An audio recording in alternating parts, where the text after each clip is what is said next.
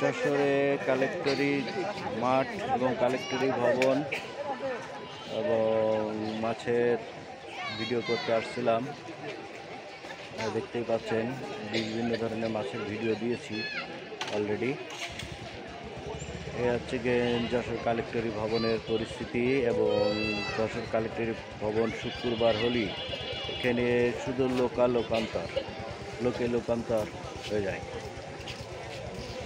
এবং সবাই এখানে ঘুরতে আসে বিকেলের দিকে। এটা হচ্ছে কালেক্টরি মসজিদ।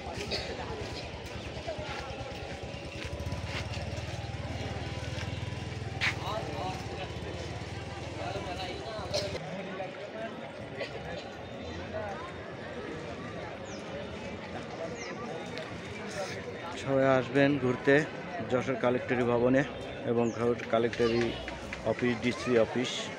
এখানে বিভিন্ন ধরনের মাছ, সেটেলমেন্ট অফিস, ডিসি অফিস এবং এনআইডি পরিবর্তন করার অফিস। এখানে আসলে সব কিছু পাবেন দোয়াটানা কালেক্টরি ভবন।